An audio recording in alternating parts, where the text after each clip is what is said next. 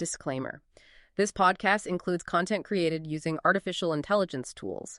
All information is for general purposes only and does not constitute financial investment, legal, or regulatory advice. Listeners should verify information independently and consult qualified professionals for personalized guidance. Welcome to the Luxembourg Fundcast. Before we continue, we'd like to mention that the Luxembourg Fundcast is created and produced by Bertrand Mario, a practicing regulatory lawyer admitted to the Luxembourg and Paris bars. The mission of this podcast is to bring clear, free, and reliable information sourced from official references that are carefully curated and continually updated and refined through high-standard, evolving prompt and context engineering on Luxembourg's financial regulation and investment funds to professionals and anyone interested in the Luxembourg Financial Center. So here we are. It's October 20th, 2025. And honestly, it feels like we're at the most significant turning point for financial crime compliance in the EU for, well, over a decade. Absolutely. We're definitely past the theory stage now. Right. We're talking hard operational realities crystallizing right now. So our mission today is simple. Cut through that complexity for you. And it is complex. What's really striking is that this isn't just, another directive tweak. It's three big things hitting at once. The Trinity, as we're calling it. Exactly. You've got AMLA, the new big supervisor. Then there's the AML regulation, making one rule book for everyone. And let's not forget crypto. MiCA and the travel rule are fully integrating digital assets into the system. It's a convergence that forces a strategic rethink, doesn't it, for everyone in the fund industry? No question. A fundamental recalibration. Okay. So this deep dive is about giving you that quick, thorough understanding. The operational side, the strategy, the commercial impact. We've boiled it down to three key takeaways for you. First, this is a revolution, not evolution. Think paradigm shift. AMLR and AMLA means centralization, harmonization, and, frankly, more intrusive supervision. Second takeaway, the crypto asset integration. It's done. It's here to stay. MiCA and the Transfer Funds Regulation, the TFR, they just expand that compliance perimeter. Right. So crypto expertise, it's gone from nice to have to absolutely non-negotiable, a strategic must-have. Couldn't agree more. And third, compliance as a competitive differentiator. If you manage this proactively, compliance stops being just a cost center. It becomes, believe it or not, a powerful selling point. It protects the fund, yes, but it also attracts the right kind of capital. A real shift in mindset required there. Definitely. Okay, let's dive in. Let's deconstruct this trinity pillar by pillar. First up, the new supervisor, AMLA, the Anti-Money Laundering Authority. Based in Frankfurt, legally set up back in June 2024. Regulation 2024/1620 for those keeping score. And this really marks the end of the old fragmented system where each country did its own thing to some extent. A big change. Huge. And AMLA's mandate is crucial because it's got two sides. First, direct supervision. Starting 2028, after selection begins in 2027, it'll directly oversee about 40 of the EU's highest risk cross-border financial firms. 40. So the biggest players are going to feel this directly from Frankfurt. Pretty much immediately, yes. Direct EU oversight. But what about everyone else, the vast majority of firms in Luxembourg? That's the second part. AMLA acts as the central coordinator.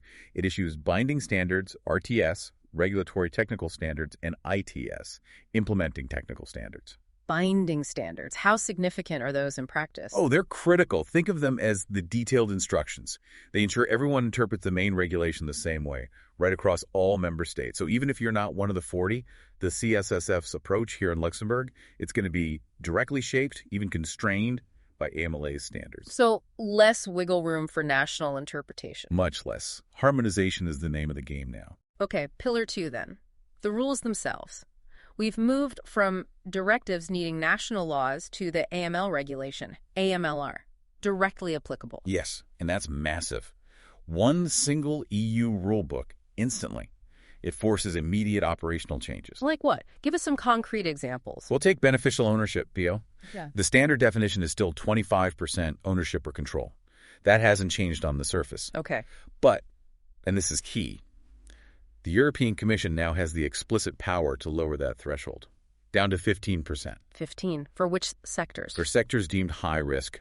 The potential is there. Firms need to factor that possibility into their planning now. Got it. What about enhanced due diligence, EDD? any new triggers, particularly around high net worth individuals? Absolutely. AMLR gets very specific. EDD is now mandatory for relationships with high net worth individuals, defined as having over 50 million euros total wealth, if the assets you manage for them exceed 5 million euros. That level of specificity, it demands system tweaks, doesn't it? Immediately.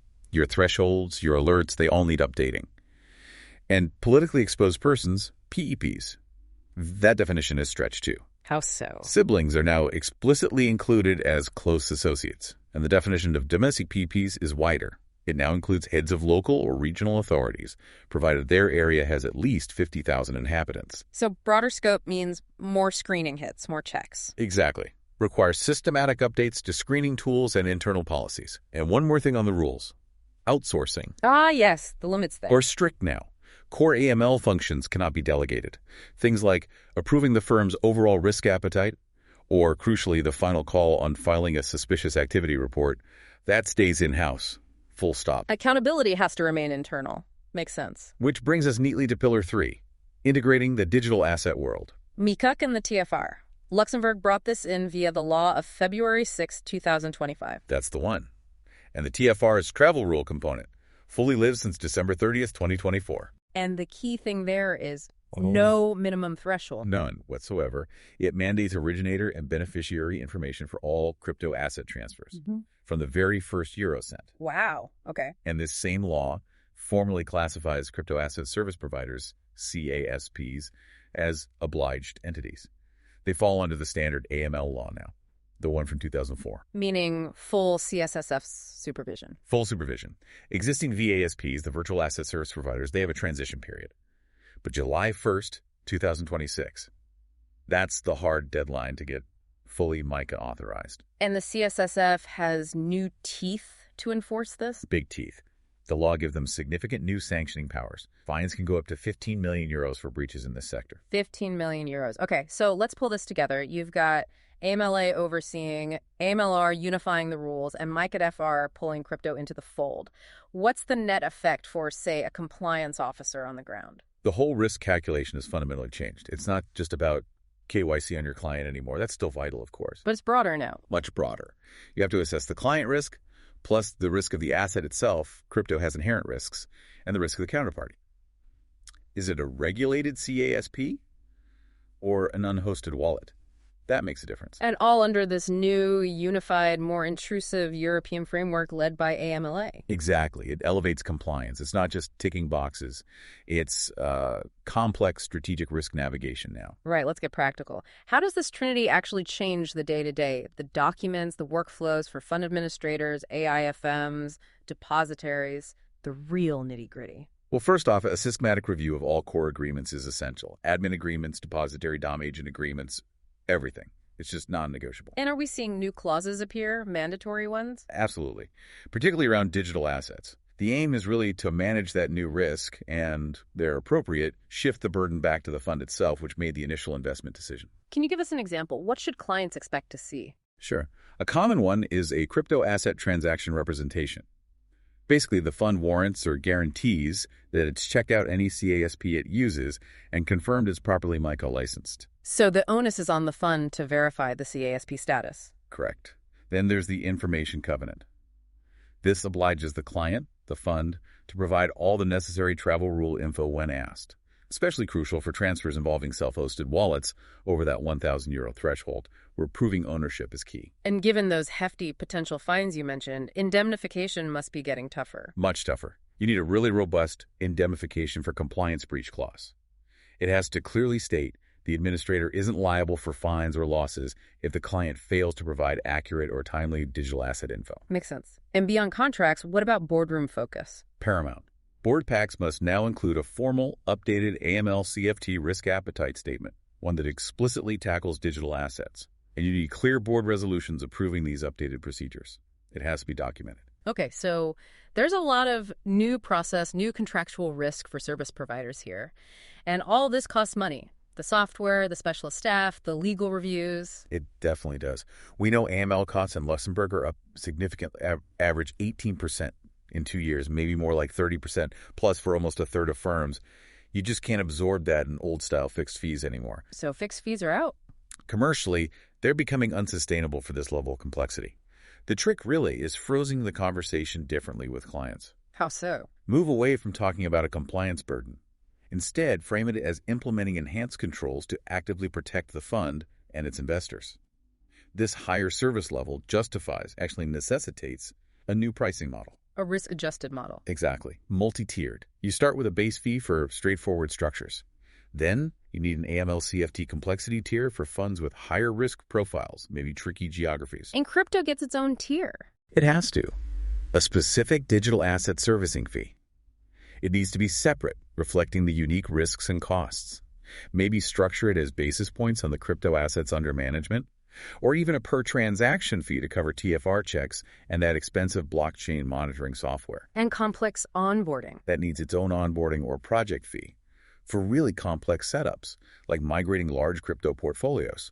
The cost drivers are clear. Specialist software, yes, but also talent. That combined legal and crypto expertise is rare and expensive, isn't it? Extremely. We heard 44% of firms here cite that talent gap as a major hurdle. And that has knock-on effects for timelines. TFR kicked in late last year, but that MiCA deadline for existing VASPs is July 1st, 2026. That's looming. It really is. Look, a prudent firm should have done its gap analysis and started system upgrades back in early 2025. Right now, October 2025, you should be deep into staff training, maybe already rolling out revised contracts to clients in phases. You need to be ready well before that cliff edge. Absolutely. You don't want to be scrambling in June 2026. Okay, which leads us nicely to our final point. This idea of turning compliance from, a cost center into a real strategic asset, a competitive edge.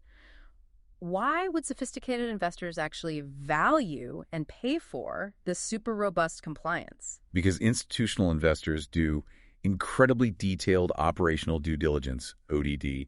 They look under the hood. They ask the tough questions. Exactly. Yeah. So if you, as a service provider, can clearly articulate your advanced framework, how you assess CASPs, how you handle TFR, your specific methodologies, that gives them huge comfort. It directly answers their big question. How are you protecting my capital from these new digital asset risks? So clarity builds trust. Precisely. And it also enables innovation, doesn't it? Fund managers wanting to launch crypto strategies need providers who are ready. Right. If you already have a robust MiCA-compliant framework in place, you can onboard those new strategies quickly, safely. Giving you a massive head start over competitors who are still figuring it out, or maybe haven't even decided to play in that space yet. It's a first-mover advantage, enabled by compliance. In a way, yes. And fundamentally, it builds operational resilience. Strong controls mean less risk of those huge fines we talked about. Less risk of reputational damage, which can be fatal for a fund.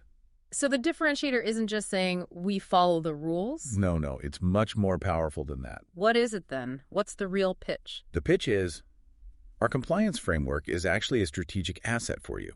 It de-risks your entry into digital assets. It enhances your appeal to the most sophisticated investors. That changes the whole conversation. It moves compliance from defense to offense almost. That's a good way to put it. From a necessary evil to a proactive business enabler, a real marketing tool.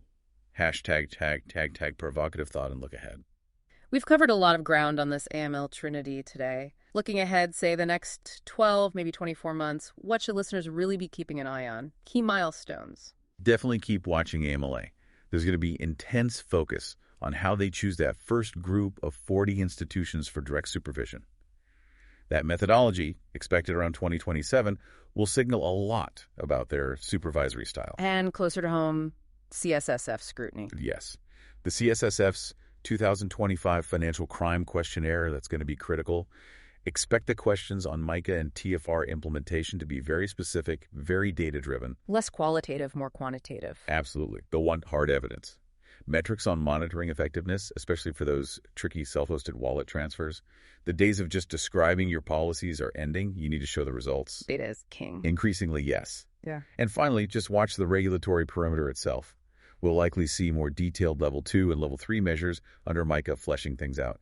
And, importantly, there's a European Commission report due on NFTs, non-fungible tokens. So the scope could widen again? Potentially. If NFTs get pulled into the regulatory net, that's a whole new set of compliance challenges.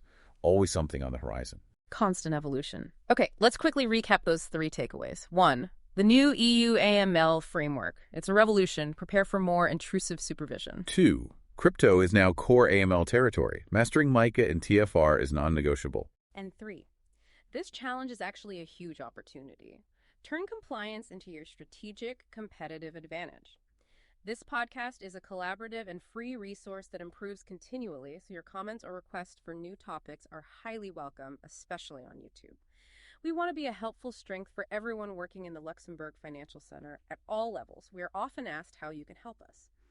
Well, a great way to help is by subscribing to our shows on all major podcast platforms, including Spotify, as well as on Apple Podcasts, where a 5-star rating would really help us. You can also like our videos and subscribe to our YouTube channels, Rigor Media and Bertrand Mario Epicats. We also invite you to follow or connect with Bertrand Mario on LinkedIn and to like and comment on our posts there. All relevant links will be available in the show notes. For our French-speaking listeners, you can also find our sister podcast in French. It was the Luxembourg Fundcast for you today. Final disclaimer. This podcast includes content created using artificial intelligence tools. All information is for general purposes only and does not constitute financial, investment, legal, or regulatory advice. Listeners should verify information independently and consult qualified professionals for personalized guidance.